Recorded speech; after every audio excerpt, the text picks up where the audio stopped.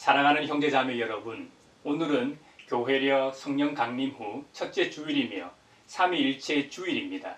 우리 주님께서 말씀하신 대로 아버지 하나님께서 보내시겠다고 하신 진리의 영, 거룩한 보혜사 성령님을 우리에게 보내셨습니다. 그 성령님께서는 우리에게 모든 것을 가르치시고 성육신하신 주님께서 말씀하신 모든 것을 생각나게 하시고 우리가 예수님을 주님으로 고백하게 감화 감동을 주셨습니다. 우리에게 참 생명과 평안 그리고 이 세상에 참 평화를 주신 주님 앞에 이제 우리의 마음과 뜻을 다하여 영과 진리로 주님의 이름을 찬양하며 예배합시다. 아멘. 진실하신 주 성령 성도 곁에 계시사 순례길을 갈 때에 손을 잡아주소서. 모든 고난 사람들 기쁜 소식 들으니 성령 말씀하기를 나를 따라오너라.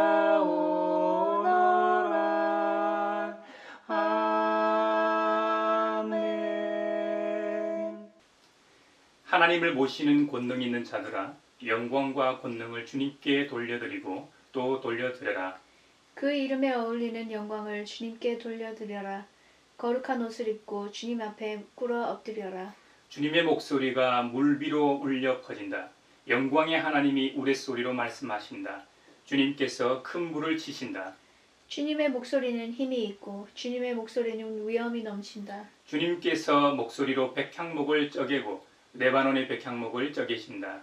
레바논 산맥을 송아지처럼 뛰놀게 하시고 시련산을 들송아지처럼 날뛰게 하신다. 주님의 목소리에 불꽃이 튀긴다. 주님의 목소리가 광야를 흔드시고 주님께서 가데스 광야를 뒤흔드신다. 주님의 목소리가 암사슴을 놀래켜 낙태하게 하고 우거진 숲조차 벌거숭이로 만드시니 그분의 성전에 모인 사람들이 하나같이 영광하고 외치는구나. 주님께서 범람하는 홍수를 정복하신다. 주님께서 영원토록 왕으로 다스리신다. 주님은 당신을 따르는 백성에게 힘을 주신다. 주님은 당신을 따르는 백성에게 평화의 복을 내리신다. 아멘. 영화로우신 주 성령 나의 마음 비추사 어둠 몰아내시고 밝게 하여 주소서. 전능하신 주 성령 성결하게 하시고 나의 마음을 살피사 죄를 멸해 주소서. 화평하신 주 성령 슬픈 마음에 오셔서 온갖 괴로움 없애고 기쁜 마음을 주소서. 거룩하신 주 성령 나의 마음에 계시사 만연된 일 없애고 홀로 주관하소서.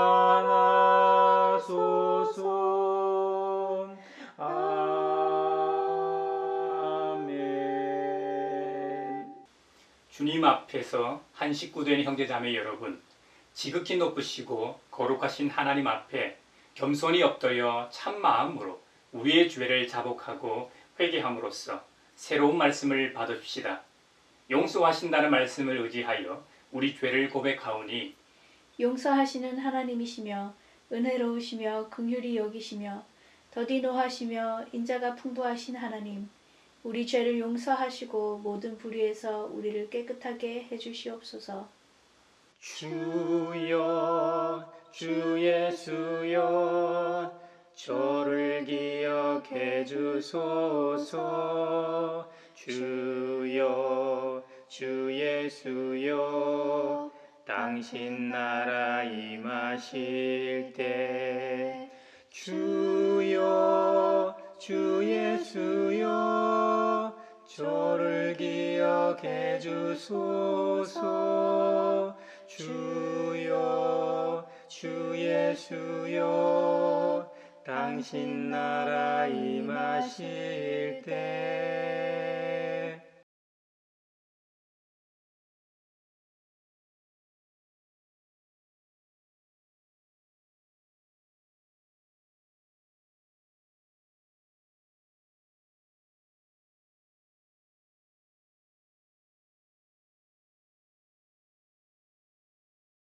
주님의 말씀이 여기 있습니다. 우리 중 누가 정죄의 자리에 설 수 있습니까?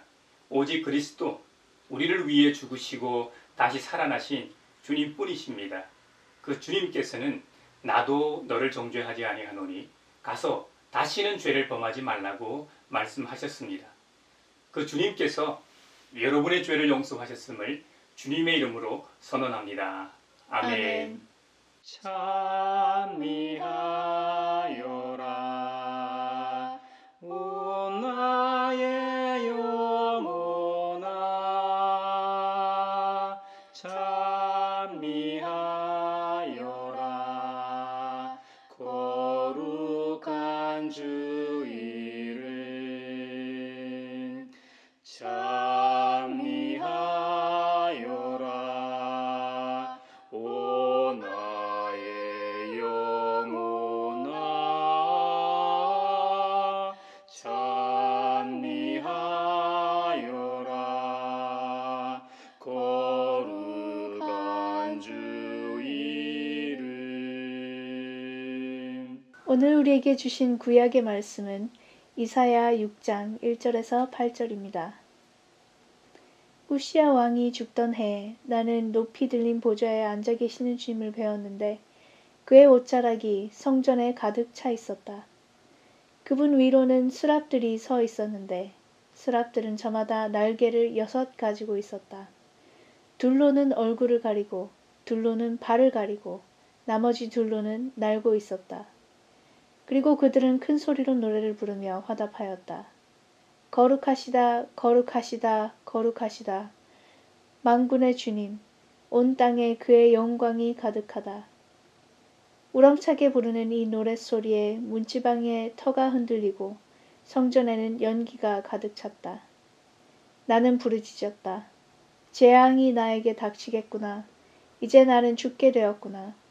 나는 입술이 부정한 사람인데 입술이 부정한 백성 가운데 살고 있으면서 왕이신 만군의 주님을 만나 뵙다니. 그때에 스랍들 가운데서 하나가 제단에서 타고 있는 숯을 부집개로 집어 손에 들고 나에게 날아와서 그것을 나의 입에 대며 말하였다.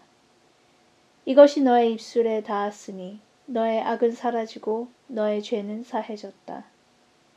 그때에 나는 주님께서 말씀하시는 음성을 들었다. 내가 누구를 보낼까? 누가 우리를 대신하여 갈 것인가? 내가 아뢰었다. 제가 여기에 있습니다. 저를 보내어 주십시오. 주님 주시는 참된 평화가 내 맘속에 넘치네. 주의 말씀에 거센 풍랑도 잠잠하게 되도다. 오늘 우리에게 주신 서신의 말씀은 로마서 8장 12절에서 17절입니다. 하나님의 말씀을 경청하십시오. 그러므로 형제자매 여러분, 우리는 빚을 지고 사는 사람들이지만 육신의 빚을 진 것이 아닙니다. 우리는 육신을 따라 살아야 할 존재가 아닙니다. 여러분이 육신을 따라 살면 죽을 것입니다. 그러나 여러분이 성령으로 몸의 행실을 죽이면 살 것입니다. 하나님의 영으로 인도받은 사람은 누구나 다 하나님의 자녀입니다. 여러분은 또다시 두려움에 빠뜨리는 종살이의 영을 받은 것이 아니라 자녀로 삼으시는 영을 받았습니다. 그래서 우리는 그 영으로 하나님을 아빠, 아버지라고 부릅니다. 바로 그때에 그 성령이 우리의 영과 함께 우리가 하나님의 자녀임을 증언합니다. 자녀이면 상속자이기도 합니다. 우리가 그리스도와 함께 영광을 받으려고 그와 함께 고난을 받으면 우리는 하나님이 정하신 상속자요, 그리스도와 더불어 공동 상속자입니다. 주님 주시는 참된 평화가 내 맘속에 넘치네. 주의 말씀에 거센 풍랑도 잠잠하게 되도다. 오늘 우리에게 주시는 복음의 말씀은 요한복음 3장 1절로 17절입니다. 주님의 말씀을 경청하십시오. 바리새파 사람 가운데 니고데모라 하는 사람이 있었다. 그는 유대 사람의 한 지도자였다. 이 사람이 밤에 예수께 와서 말하였다. 랍비님, 우리는 선생님이 하나님께로부터 오신 분임을 압니다. 하나님께서 함께 하지 않으시면 선생님께서 행하시는 그런 표징들을 아무도 행할 수 없습니다. 예수께서 그에게 말씀하셨다. 내가 진정으로 진정으로 너에게 말한다. 누구든지 다시 나지 않으면 하나님 나라를 볼 수 없다. 니고데모가 예수께 말하였다. 사람이 늙었는데 그가 어떻게 태어날 수 있겠습니까? 어머니 뱃속에 다시 들어갔다가 태어날 수야 없지 않습니까? 예수께서 대답하셨다. 내가 진정으로 진정으로 너에게 말한다. 누구든지 물과 성령으로 나지 아니하면 하나님 나라에 들어갈 수 없다. 육에서 난 것은 육이요 영에서 난 것은 영이다. 너희가 다시 태어나야 한다고 내가 말한 것을 너는 이상히 여기지 말아라. 바람은 불고 싶은 대로 분다. 너는 그 소리는 듣지만 어디에서 와서 어디로 가는지는 모른다. 성령으로 태어난 사람은 다 이와 같다. 니고데모가 예수께 물었다. 어떻게 이런 일이 있을 수 있습니까? 예수께서 대답하셨다. 너는 이스라엘의 선생이면서 이런 것도 알지 못하느냐? 내가 진정으로 진정으로 너에게 말한다. 우리는 우리가 아는 것을 말하고 우리가 본 것을 증언하는데 너희는 우리의 증언을 받아들이지 않는다. 내가 땅의 일을 말하여도 너희가 믿지 않거든. 하물며 하늘의 일을 말하면 어떻게 믿겠느냐? 하늘에서 내려온 이 곧 인자밖에는 하늘로 올라간 이가 없다. 모세가 광야에서 뱀을 든 것 같이 인자도 들려야 한다. 그것은 그를 믿는 사람마다 영생을 얻게 하려는 것이다. 하나님께서 세상을 이처럼 사랑하셔서 외아들을 주셨으니 이는 그를 믿는 사람마다 멸망하지 않고 영생을 얻게 하려는 것이다. 하나님께서 아들을 세상에 보내신 것은 세상을 심판하시려는 것이 아니라 아들을 통하여 세상을 구원하시려는 것이다. 이것은 주님의 말씀입니다. 하나님 감사합니다. 주님 주시는 참된 평화가 내 맘속에 넘치네. 주의 말씀에 거센 풍랑도 잠잠하게 되도다. 소외된 이들을 위하여 기도합니다. 여성들은 인구의 반이지만 정책적, 사회적으로 소외된 이들입니다. 특히 코로나가 장기화되면서 비정규직, 일용직, 서비스직에 성별로 인해 분리된 직종에 종사하는 여성 노동자들의 임금이 가장 먼저 삭감되고 그들이 먼저 해고됩니다. 영유아 초등생 아이를 둔 여성들은 사회적 돌봄이 잘 마련되어 있지 않아 어쩔 수 없이 직장을 그만두게 되고 다시 고용시장에 진출할 기회도 적습니다. 돌봄, 가사, 심지어 꾸밈 노동으로 시달리는 여성들을 위한 사회 안전망은 턱없이 부족한데 사회는 경제 발전을 위해 일하라고 하며 인구가 감소되니 출산하라고만 합니다. 성평등한 사회에서 여성과 여성 노동의 가치가 평등하게 존중되게 하시고 정부와 사회가 근본적인 해결책을 적극적이고 구체적으로 고안하게 하소서. 가물어 메마른 땅에 단비를 내리시듯 성령의 단비를 부어 새 생명 주옵소서. 아멘. 사회를 위하여 기도합니다. 코로나 백신 1차 접종률이 인구 대비 10%를 넘으면서 집단 면역 형성에 대한 기대가 조금씩 높아지고 있습니다. 정부 당국은 11월 집단 면역을 달성하겠다는 방침입니다. 백신 접종에 대한 국민들의 인식도 변하고 관심도 이전보다는 높아 다행인 상황입니다. 교회들의 각종 반성이나 기도에도 불구하고 하나님께서는 아직 이 전염병의 종식을 허락하지 않고 계십니다. 이런 상황에서 백신은 매우 중요한 약품임에 틀림없습니다. 백신을 너무 무시했어도 또한 백신이 진리인 것처럼 과도하게 신뢰하는 것은 경계하도록 하소서. 팬데믹 상황에 대한 바른 자각과 우리 개개인이 해야 할 일들을 성찰하는 시기가 되게 하시고 그로 인해 타인을 좀 더 배려하는 사회가 되게 하소서. 가물어 메마른 땅에 단비를 내리시듯 성령의 단비를 부어 새 생명 주옵소서. 아멘. 세계 평화를 위하여 기도합니다. 오늘부터 이틀간 세계 40여 개국과 국제기구 정상들과 기업 대표, 시민단체 인사들이 한국에 모여 녹색 성장 및 글로벌 목표 2030을 위한 연대라는 뜻의 P4G 행사를 개최합니다. 녹색 성장이라는 모토로 열리며 탄소 중립을 목표로 하고 있지만 정작 대한민국은 석탄 발전소를 더욱 짓고 있고 경제 논리로 난개발을 강행하고 있으며 다른 나라들도 경제 발전이라는 명목하에 기후위기에 너무 느리고 미약하게 반응하고 있습니다. 그 사이에 기업과 정부, 심지어 시민단체들도 기후변화의 모든 책임을 개개인의 윤리적 행동에 떠맡기고 기본적으로 생태계를 망치는 자본주의 시장 체계의 변화는 언급하지 않습니다. 기후변화로 인해 수산업, 어업이 피해를 입고 있고 자연재해와 분쟁으로 난민 문제와 불평등 문제로 대두되고 있습니다. 우리의 형제 자매 동식물들은 말할 것도 없이 멸종위기에 처해 있습니다.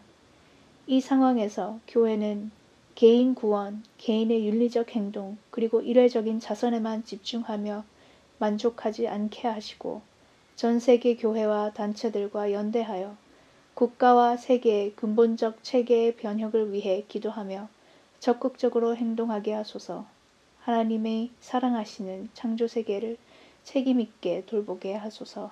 가물어 메마른 땅에 단비를 내리시듯 성령의 단비를 부어 새 생명 주옵소서.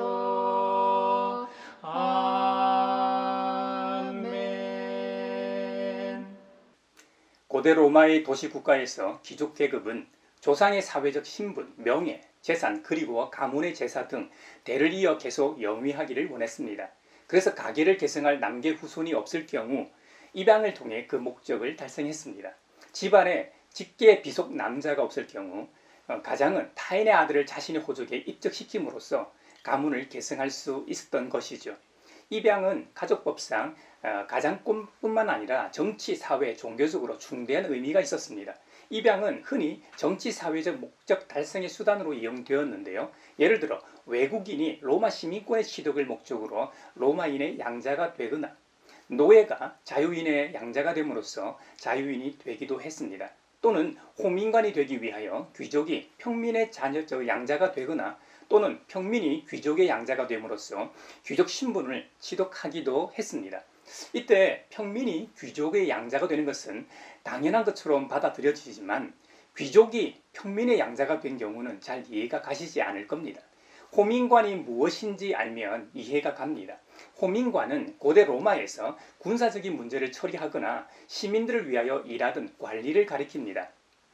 호민관은 평민으로 구성된 의회인 평민회의 투표로만 뽑았기 때문입니다.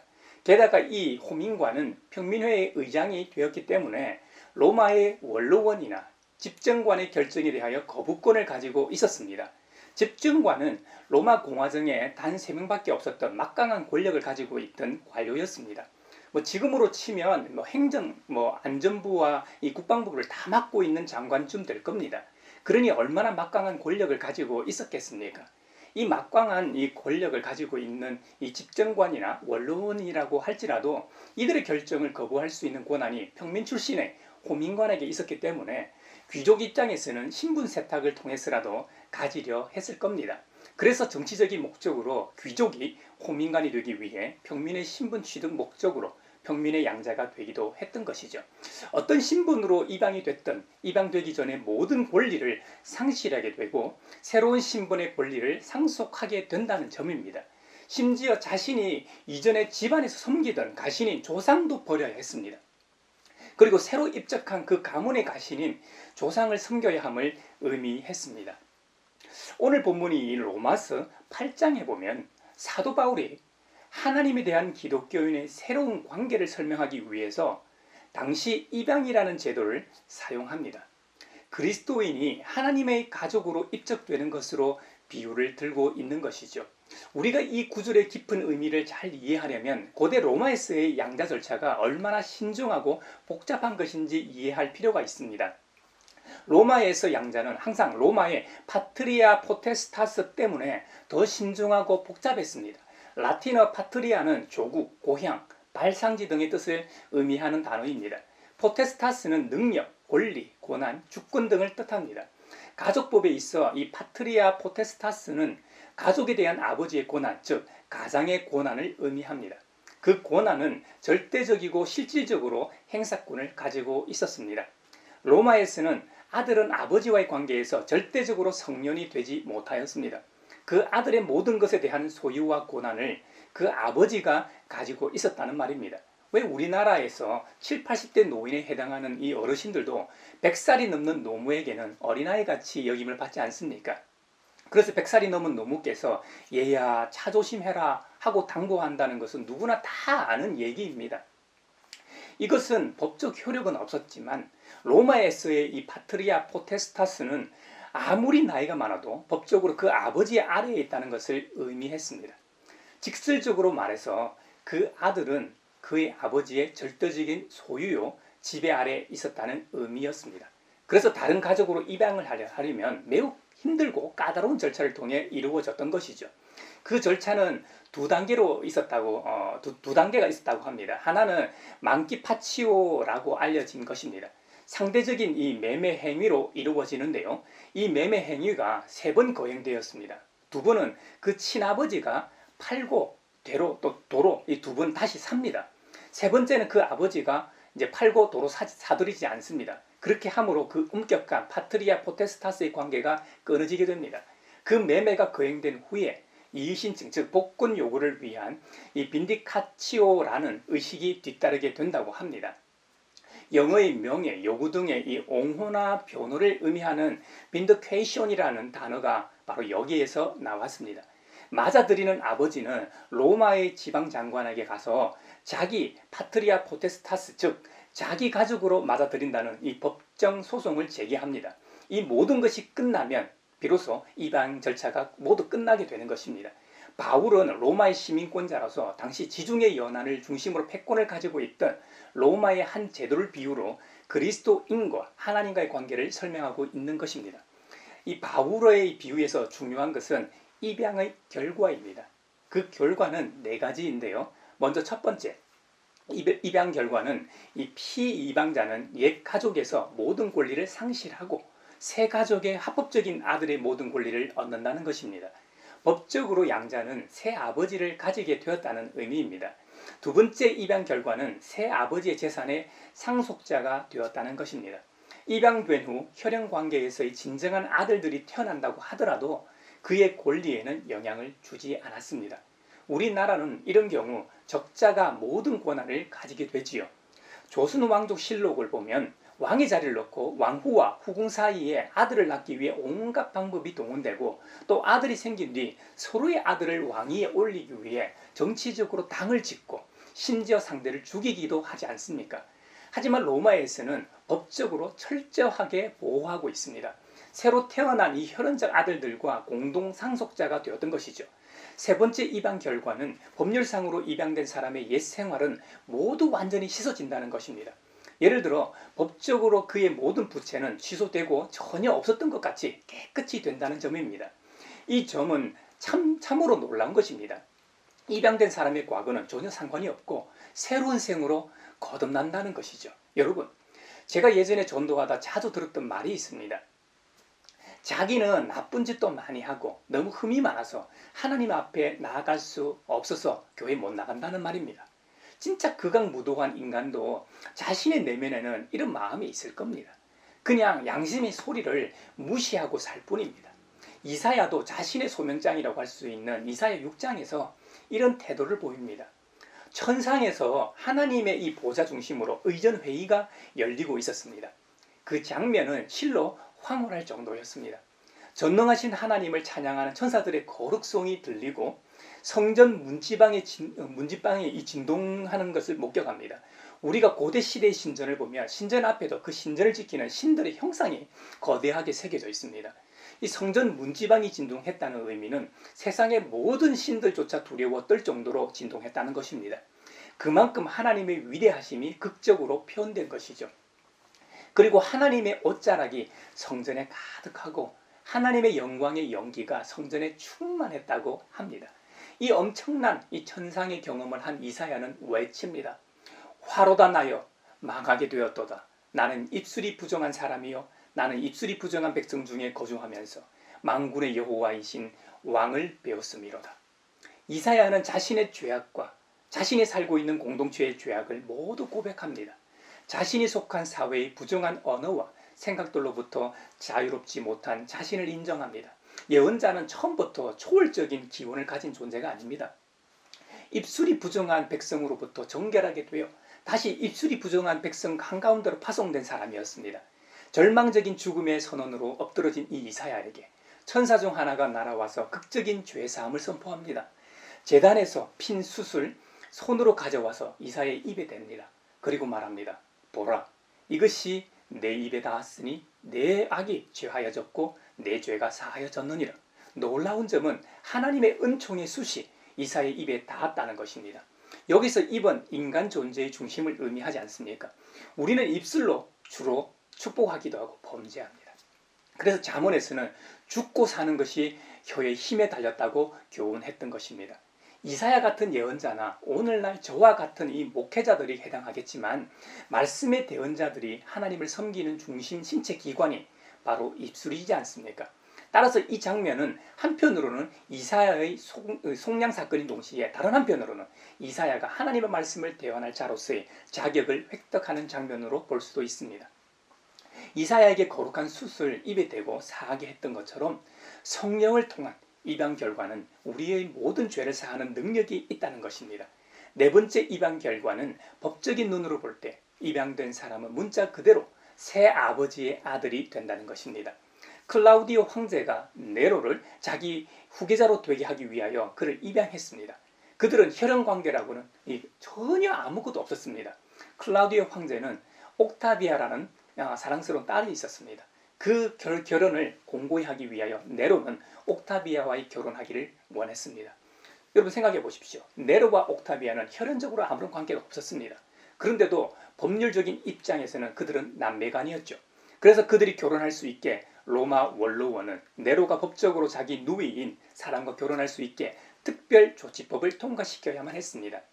로마에서 입양이 완전하였다는 것을 이보다 더 잘 보여주는 것이 어디 있겠습니까? 사도 바울은 로마의 입양 제도에서 또 다른 비유를 듭니다. 하나님의 영이 우리의 영과 더불어 우리가 진정으로 하나님의 자녀임을 증거한다는 겁니다. 입양의식은 7정인의 입회하에 진행되었습니다. 그 입양하는 아버지가 사망했고 입양된 아들의 상속권에 대해 논란이 생기면 원래 7명의 증인 중 한 사람 이상이 앞으로 나와 그 입양이 진실하고 사실이었다는 것을 맹세하면 입양된 사람의 권리는 보장이 되고 그는 상속권을 가지게 되는 것이죠. 이렇듯 우리가 하나님의 가족으로 입양된 점에 대하여 그 현장에 계셨던 성령님께서 증인이 되신다고 설명하고 있는 것입니다. 우리는 전에 죄의 절대적인 소유하에 있었습니다. 아담의 후예로서 죄 많은 인간 본성의 절대적 지배를 받고 있었다는 말입니다. 그러나 하나님의 자비하심으로 우리를 주님의 소유로 만드신 것이 로마의 양자 입양법과 동일하다고 바울은 비유로 설명하고 있는 것이죠. 그러므로 우리의 죄악된 옛 생활은 이제는 우리에게 아무런 영향을 주지 못합니다. 공소시효 같은 게 아예 존재하지 않는 것이죠. 공소시효가 지날 때까지 잡힐까 두려움에 떨며 애써서 숨어 다닐 필요가 없습니다. 이제 우리의 소속은 하나님의 가족이기 때문입니다. 저와 여러분의 과거는 다 취소되었습니다. 아예 지우개로 지우듯이, 아니 처음부터 없었던 것처럼 아예 기록에서 지워진 것입니다. 과거의 부채가 다 청산되었기 때문에 당당하게 살면 된다는 의미입니다. 여러분, 살다 보면 카드 빚을 지게 됩니다. 결제일이 되면 어김없이 카드사에서 연락이 오죠.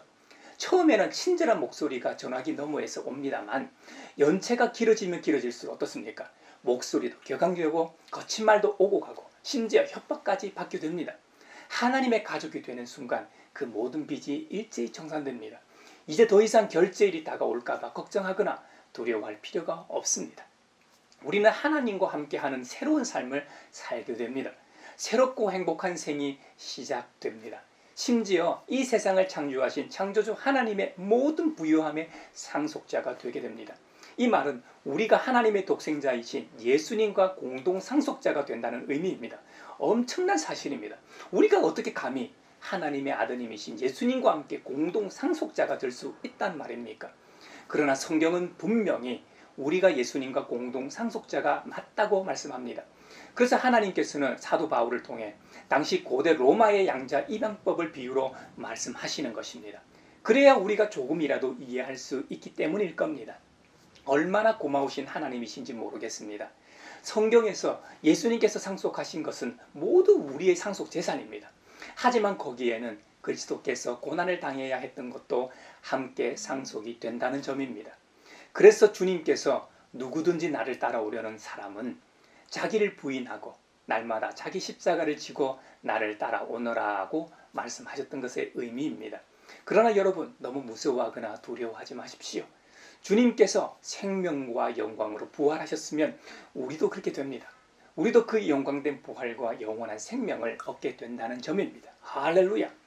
사도 바울은 누구나 기독교인이 되면 그는 바로 하나님의 가족이 된다는 점을 말하고 있습니다. 한번 생각해 보십시오. 저와 여러분이 하나님의 가족이 될 만한 어떤 공로가 있습니까? 그럴 만한 자격이 있습니까? 우리는 아무런 일도 하지 않았습니다. 그러나 하나님 우리 아버지께서 놀라운 사랑과 자비로 길 잃고 죄악 속에서 노예로 살아가고 있는 우리를 입양하셨습니다.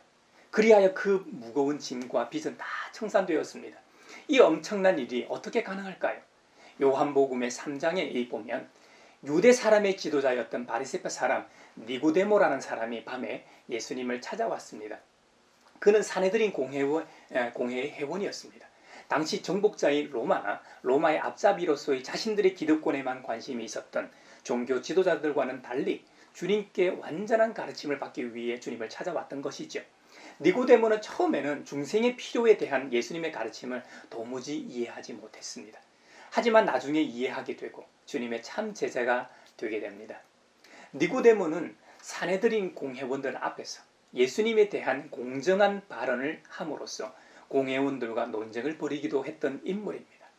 그리고 예수님의 이 시신을 장사 지낼 때 묘지의 주인이었던 아리마대 요셉을 도와 함께 장사 지냈던 인물이기도 합니다. 이 니고데모의 갈증에 대하여 주님은 중생, 즉 거듭남에 대하여 말씀하십니다. 니고데모의 질문처럼 상식으로 한 번 태어난 사람이 어떻게 다시 태어날 수 있습니까? 주님의 거듭남이란 육적인 거듭남이 아니라 영적인 거듭남을 가리킵니다. 그러니 육적으로는 아무리 수양하고 덕과 공로를 쌓고 노력해도 불가능한 것이죠. 이것은 거룩한 영만이 할 수 있는 것입니다. 그래서 주님은 이렇게 말씀하셨습니다. 누구든지 물과 성령으로 나지 아니하면 하나님 나라에 들어갈 수 없다. 성령으로 태어난 사람만 가능하다고 하십니다. 성령으로 태어난다는 의미는 성령의 감화 감동을 의미할 겁니다. 사도 바울이 고린도전서 12장 3절에서 기록하였던 것처럼 성령을 힘입지 않고서는 아무도 예수는 주님이시다 하고 말할 수 없습니다. 성령으로 태어난 사람만이 예수님을 나의 주님이십니다 하고 고백할 수 있는 것이죠. 성령으로 태어나는 과정을 보면 성령님 혼자 하시는 사역이 아닙니다. 먼저 아버지 하나님께서 타락한 인간을 극진히 사랑하셔서 구원 계획을 세우셨습니다. 그 구원 계획에 따라 외아드님이신 예수님을 성육신이라는 방법을 통해 이 땅에 보내셨습니다. 그리고 이 예수님을 통해 아버지 하나님과 죄인인 우리와의 화해를 위해 십자가에서 화목제물이 되게 하셨습니다. 그리고 우리를 의롭다 하시고 자녀 삼으시려고 부활하셨습니다. 성부 하나님과 성자 예수님의 구원 사역을 믿어지게 하시는 분이 보혜사 성령님이십니다. 이를 두고 기독교에서는 삼위일체 하나님이라고 표현합니다. 오늘이 바로 교회력으로 삼위일체 주일로 지키는 날입니다. 성령 강림을 통해 삼위의 하나님이 세상에 다 등장하셨기 때문에 그 다음 주일을 교회 전통적으로 삼위일체 주일로 지키게 된 것이죠. 삼위일체 주일을 축하한 최초의 증거는 주후 천년경이었습니다. 그리고 1334년에 공식적으로 삼위일체 주일로 지켜지게 되었습니다. 이 날은 거룩한 삼위일체로서 하나님의 존재에 대한 측량할 수 없는 신비를 축하하는 날이었습니다. 한 분이시고 영원하고 이해할 수 없는 하나님을 흠숭하고 찬양하는 날이었던 것이죠. 교회는 이날 하나님의 위대하신 행위에 초점을 두고 지난 수개월 동안 축하해왔던 교회력의 모든 것들을 통합합니다. 성탄절에서 주현절까지는 예수님 안에서 하나님의 육체를 입으시고 우리 가운데 거하신 것을 축하합니다. 그리고 부활절은 우리를 위하여 예수님의 죽음과 부활을 축하합니다. 그리고 오순절은 성령 하나님께서 우리를 거룩하게 하시고 인도하시고 가르치시는 분이 되심을 축하합니다. 이렇게 우리를 위하여 놀라운 구속 사역을 하신 하나님의 모든 것이 삼위일체 주의를 통하여 하나로 통합되는 것입니다. 우리가 세례를 받을 때 누구의 이름으로 세례를 받습니까? 네, 삼위일체 하나님의 이름으로 받습니다. 그러므로 우리는 세례를 통해 교회와 그리스도인들 앞에서 공식적으로 하나님의 가족의 일부가 되었음을 드러냅니다. 그러므로 우리의 제자됨도 바로 이 삼위일체 하나님의 구속의 은총의 뿌리를 내려야 하는 것이죠. 또한 삼위일체 하나님은 우리 모든 기도의 근본이 되십니다. 우리는 기도할 때 아버지 하나님께 성자 예수님을 통하여 성령님에 의해서 기도하게 됩니다. 결국 모든 구속 사역은 삼위일체신 하나님의 사역이 되는 것이죠. 위대한 사도 바울이 선교를 어떻게 했습니까? 하나님의 나라를 위해 선교의 길을 떠났습니다. 바울은 하나님 나라의 핵심인 예수 그리스도를 전하기 위해 성령님의 인도하심으로 다녔습니다. 이것이 선교입니다. 삼위일체이신 하나님의 의한 하나님을 위한 선교인 것이죠. 참으로 흥미롭게도 유대인역으로 매주의 첫날은 하나님은 창조를 시작하셨습니다.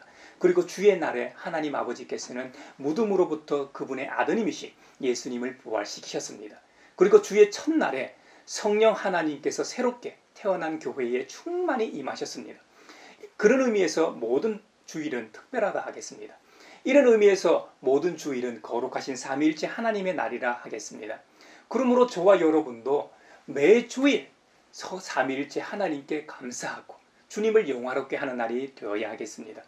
그 주일 삼위일체 하나님과의 만남을 간직한 채 세상으로 나아가 세상 속에서 하나님 가족으로서 천국의 삶을 살아가시길 바랍니다. 그리고 하나님 나라의 기쁨을 비그리스도인들에게 우리의 삶을 통해 증거하시기를 바랍니다.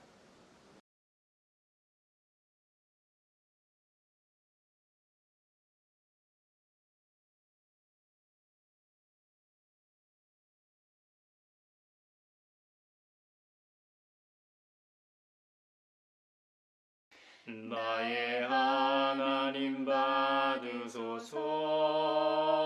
주께 드리는 이 예물을 소리 높여 감사로 주께 드리네. 아멘. 여기에 모인 우리는 우리의 믿음의 역사와 사랑의 수고와 우리 구주 예수 그리스도에 대한 소망의 인내를 여기 연보에 담아 올려드립니다. 주님께서 말씀하신 대로 인색함으로나 억지로 하지 않고 보혜사 성령님을 통해 진리를 알게 하시고 하나님을 좀 더 알게 하신 은혜에 감사하여 각각 그 마음에 정한 대로 즐거운 마음으로 바치오니 향기로운 예물이 되게 하소서. 은혜의 주님, 우리의 정성을 어여삐 여기시어 주님께서 베푸신 은혜에 비하면 보잘것없지만 말씀하신 대로 미리 구별하여 드려오니 기쁘게 받으시옵소서. 우리의 가진 것이 비록 적어도 바치는 기쁨은 더 커지고 버는 것이 적어도 나누는 즐거움은 더욱 넘쳐 우리 믿음의 소문이 각처에 퍼지게 하소서. 우리 주 예수 그리스도의 이름으로 감사하며 기도하옵나이다. 아멘. 아멘. 생명의 주 나를 위해 보배 피를 쏟을 때 바다 같은 주의 사랑 그의 자비 넘치네. 그 사랑 누가 잊으리, 그 찬양 누가 멈추리. 그의 사랑 그의 자비 영원히 기억되리. 평화의 인사를 나누겠습니다. 주님의 주님의 평화를 평화를 빕니다. 빕니다. 주님의 평화가 여러분과 함께 하시길 기원합니다. 이제 축도하겠습니다.